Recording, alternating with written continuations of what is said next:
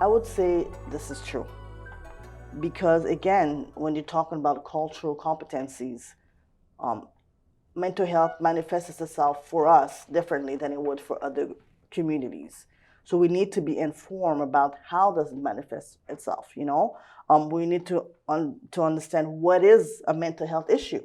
Like I said, if you are constantly numbing yourself, you go to work, yeah, you're functional, you're able to go to work all day, but you come home and the first thing you do as soon as you come home is smoke a blunt and drink all evening until the next day you do the same thing 7 days a week. That is not normal behavior. You are trying to numb something, you're trying to numb a pain, you're trying to escape from something. So that raises a problem. So identifying that as a problem, is the first thing, and connecting it to the right cause, knowing that, okay, you could be going through depression and being depressed is a mental health challenge. Understanding all of this is crucial. So I would say it is true that we have lack of information, especially for our community. We need to collect data. We need to know how many people are suffering from mental health in our community, but also we need to share information, and we need to really identify what are the post-traumatic slavery syndromes. Once we identify what those are, then we could know, okay, because of slavery, this is how we behave. Because of slavery, my parents' generation used to beat up their kids like it was a normal thing to do as a discipline tactic, right? And we understand now that it's a history thing. The slave master used to beat us, used to beat our ancestors as a disciplinary measure. Our parents did it as a disciplinary measure, thinking that this is a normal behavior. But in our generation, my generation, me personally, I have never beaten my kids because I've learned, first of all, that there was other ways and there was other strategies that are just as, actually, sometimes not just as useful, but even better, right? In order to discipline my kids. So having that information, really, and doing an analysis of how does it manifest itself, how does mental health issues manifest itself in our community is actually crucial and important, and also collecting the data and sharing that information is important as well. Mm-hmm. Ruby, you can go next. Okay. So, talking about information, a lack of information, a surplus of information, information overload, wrong information, misinformation. We could go on, disinformation. We could go on and on. There are strategies in sharing information, and those strategies need to be culturally specific when we're talking about the Black communities. The way you would share strategies for white people is not the same way you would share information for Black people. Black people are very deep-rooted in religion, in some communities, and you would want to work closely with the faith-based organizations and the faith leaders to share those information. So you could put it out there all you want, but if it's not going through the right channels, the return is not going to be what you expect. You want to make sure that information, especially right now, we're talking about the digital age, we're talking about digital inequities, and we have Black folks and ACB community members that are in love with WhatsApp, of all the social media platforms, WhatsApp, because you just get a ton of people, you forward a video and you don't check the source, and you keep forwarding that video and it keeps going, So some of the information carried is not true. Some of them are myths, but the reach is very far and it's going through social media. And we know now the world is a global village. So something could happen and in less than 30 minutes, the whole world is aware of it. At least people in different parts of the world are aware of it. So information is something that I feel is very key. We need to, as health professionals, we need to make sure that we're sending the right information out there. And we need to make sure we're doing the background work. Like currently, I know in the city of Ottawa here, we have a centralized list for Black people. The Ottawa Black Mental Health Coalition, two of the partners at Somerset West and the OPH work together on that list. So it's a list that we're trying to, disseminate to everyone. Like you could share this with your patients and they could access health care that is, culturally sensitive and language specific if they want it. And, it looks at the age, if you're 18 and above or you're 18 and below and you want to speak to a counselor within your region and stuff like that, strategies like that. But those kinds of strategies should not be done in isolation. Who do you bring to the table? Who are the key stakeholders when we're talking about information? So yes, there's a lack of information, but why? Why has there been a lack of information in the Western world where there is a lot of information about mental health? It's because communities need to recognize that culture is a gate. It's a gateway. We need to walk through cultures and through cultural gates to reach, the target population. So you could be embedded. It's like diabetes. I'm just going to use this example. They say suffering in the midst of plenty is like diabetes. The cell is right there. There's a lot of sugar around it, but it doesn't get into the cell. So the patient is weak. But when you test, it's an irony. Because you're going to test and you're going to say that you have a lot of sugar in your blood. But it's just because the cell's not using it. It's not getting in. So you need to use like an insulin, a catalyst to break in. It's the same thing with information. Who is the messenger? How do we want to dissipate this information? A lot is known, but where is the data? Like you said, where's the data? Where's the information, the trends? Who has taken the time to study our trend?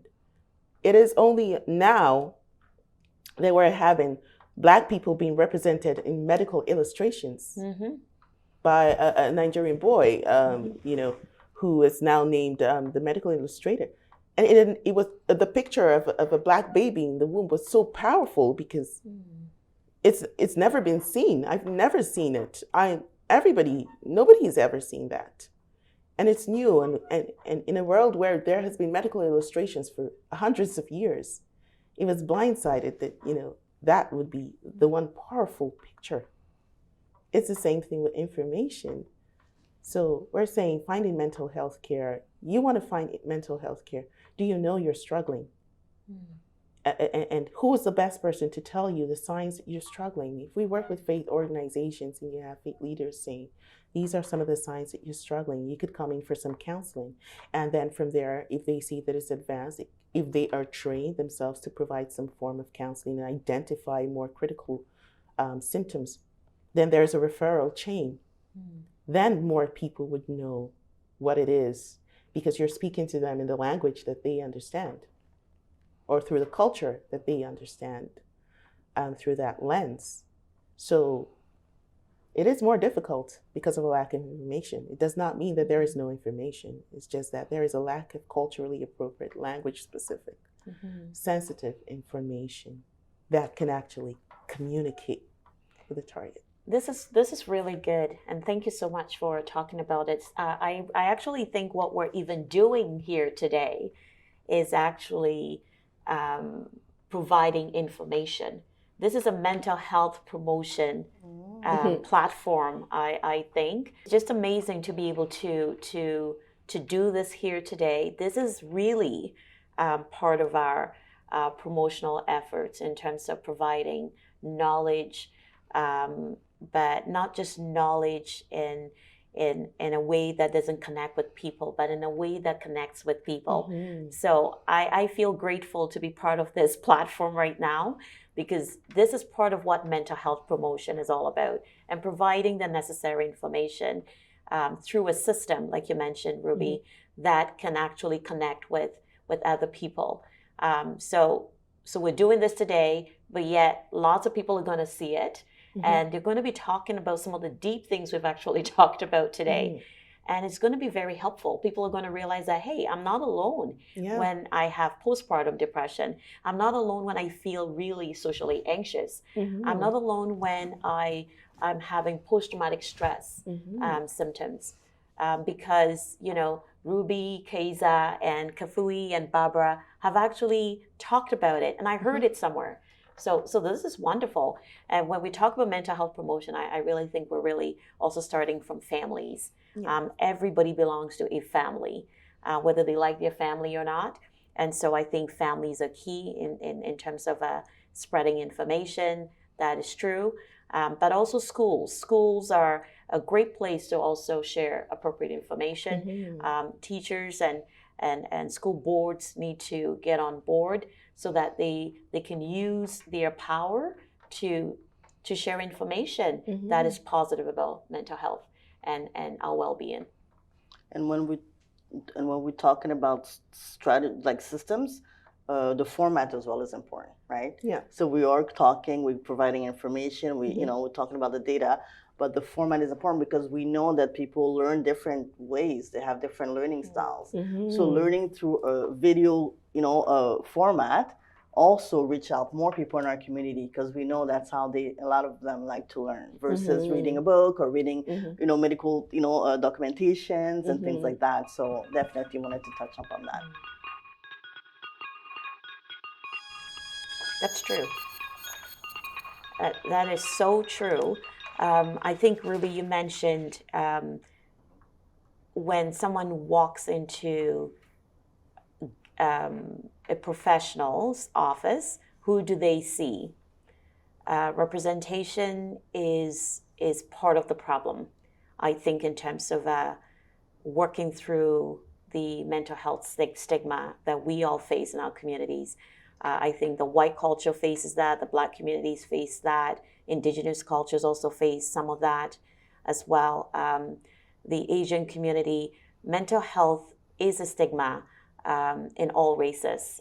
Maybe we may find it more in certain communities, especially the Black communities. And I think really is because Black people have actually suffered a lot of oppression. They suffer a lot of systemic racism. I think all of us sitting at this table do have some experience of racism at some point in our lives. And so you need to trust the person you're going to engage in terms of, opening yourself up and exposing what it is your mind is actually telling you. It's a lot different than going to see a medical doctor or your family physician, because you know very well that the practice of medicine is rooted in science. And so it's very clear that when you go and see a doctor and you struggle with diabetes or you have cancer, you know that there are certain clear measures that these scientists need to follow.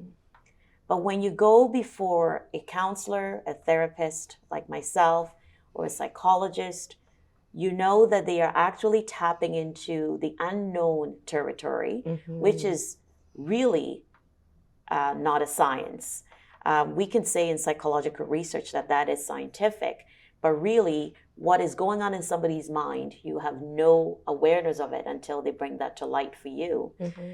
So there's a huge trust. It's not like you can see through somebody's mind, but you can actually see through someone else's bones, their blood. And so it's very clear what a doctor is able to see, a medical doctor is able to see, than really what a psychologist or a therapist or a clinical social worker is able to see when they're treating mental health issues. So the client or the patient really needs to be comfortable with who they are actually seeing. And so I think that part of our problem, especially in the Black communities, is we don't get to see a lot of Black professionals in mental health. Most of them are actually Caucasians. And so if I'm struggling with systemic racism and I think that's traumatizing me in my workplace, it's going to be hard for me to go before a white psychologist to talk about the issues because I don't have a lived experience of what I am going through. And so I really believe part of the problem is our Black people cannot see themselves in the other person. So it creates a disconnect. I am not connecting with you. I cannot share all these concerns I have within myself because you and I we don't even have the same privilege. You're so privileged than I am, you're probably not going to understand what I'm trying to say. So that becomes a problem. And I think representation is key. If I can see it, I can be it. And our children are going to schools where they've been taught primarily by Caucasians. And so if they live in a community where, their family is Black, they're going to have a hard time going to a white Caucasian teacher and say, this is what's happening in my home. because they strongly believe that the person may not understand.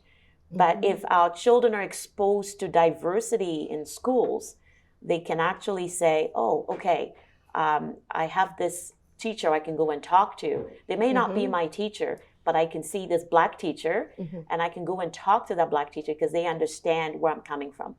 That's exactly what happened to me. I'm speaking from experience.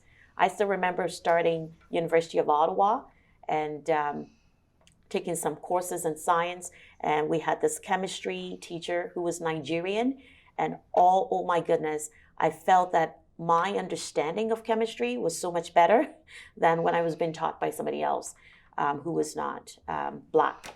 So there's something that has to do with a connection.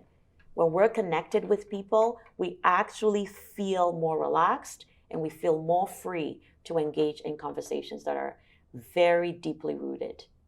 And I would go even beyond that, because I think when you're talking about connection, I think what you mean to say is empathy, right?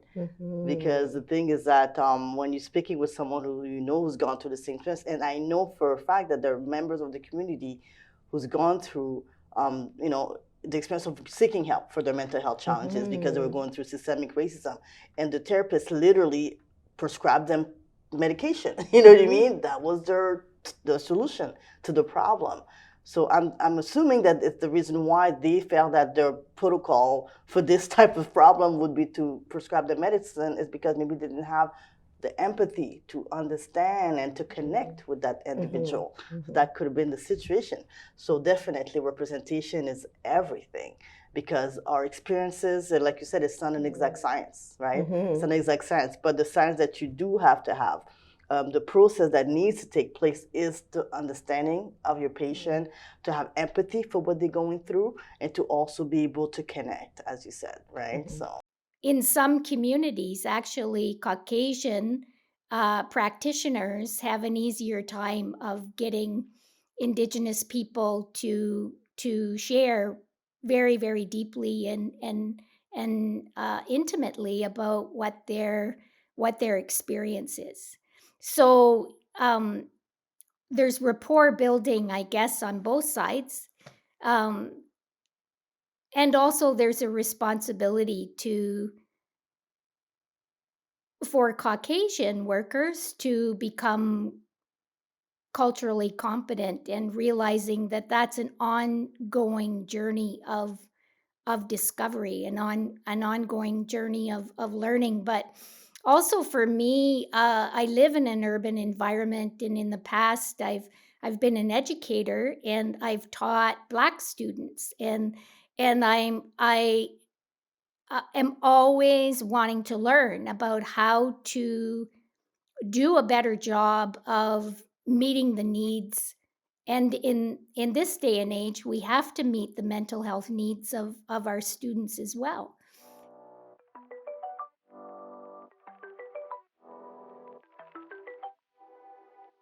First of all, I would have to say this to Noah, if you're watching today, this is a problem.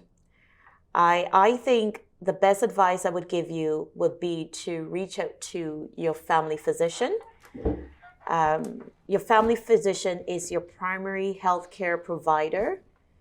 Book an appointment and go talk to your doctor. I find this is a really good starting point, because you're going to get true information, correct information from your family physician. Now, after you've seen your family physician to address the concerns that you have regarding your family, the family physician is more likely to make your referral to either a psychotherapist or a psychologist to help with the family's ability to function, and also to provide you some resources. Otherwise, they may give you a list of referrals so that you can call these professionals yourself. And so this is possible because there are lots of professionals that can help support your family through this mental illness. So I would say reach out to your family doctor first, and see if you can get a list of professionals who treat mental illness. Mental illness needs to be treated by a professional. In Canada, most professionals who treat mental illness are regulated, so you know you're going to get appropriate attention. The other aspect I want to raise here too has to do with some resources online, but they need to come from reputable sources. So one of the places I usually would refer people who have a family struggling with mental illness is what we call COPME. So COPME is actually an acronym that stands for Coping with Mental Illness. It's an association based in Australia. And as Canadians, we actually learn a lot from the Australians. And they have a website that is actually grounded in science. And it's very helpful for family members who struggle with mental illness. And they have lots of resources. They can point you to lots of resources, even in your own country, that can actually help support the challenges happening in your family. If money is an issue and you're looking for resources in your community because you cannot afford some of these professionals, because these professionals require to be paid for their services, I would reach out to any community mental health program. Look them up.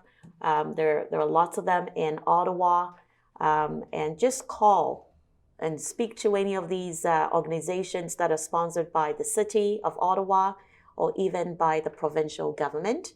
There are programs in place for you. You can reach out to the Canadian Psychological Association. Their website is a wonderful website to explore. Any community mental health, even the City of Ottawa can help guide you. Any resources you can find within your community that you know is sound. And that's why we say the starting point is actually with your family doctor.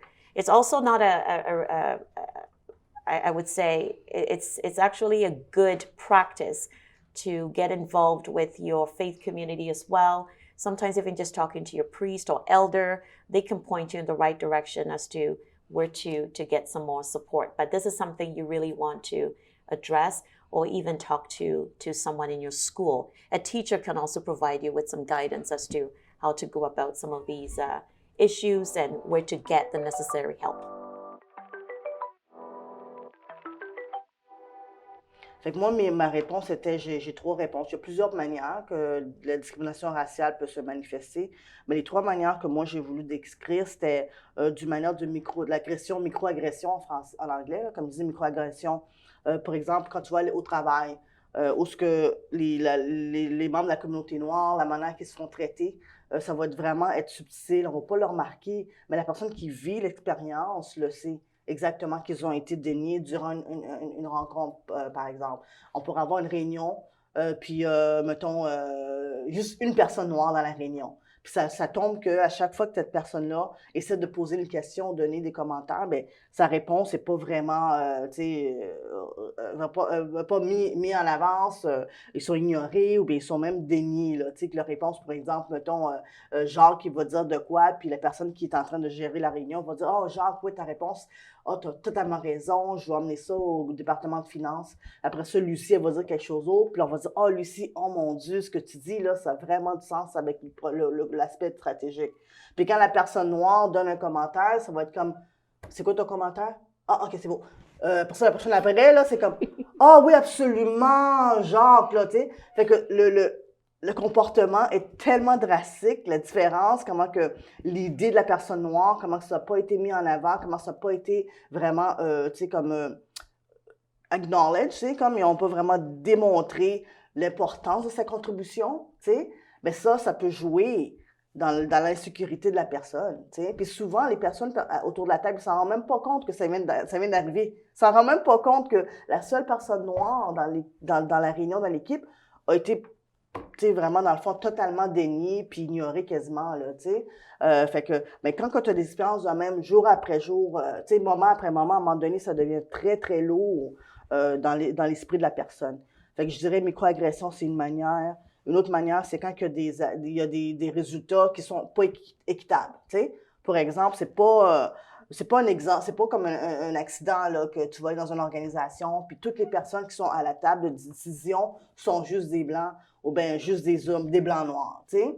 Excusez-moi, que tous les gens qui sont à la table de décision sont juste des blancs ou juste des blancs, des blancs hommes, tu sais. Ou bien tout d'un coup, là, que les personnes qui sont vraiment dans les postes d'entrée, les postes qui sont vraiment bases, ce sont juste des noirs.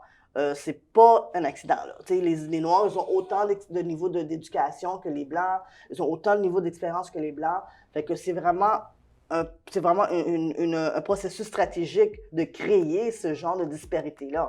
Alors, c'est pas réel. Fait qu'il faut vraiment regarder ça, les genres de résultats qui sont pas équitables.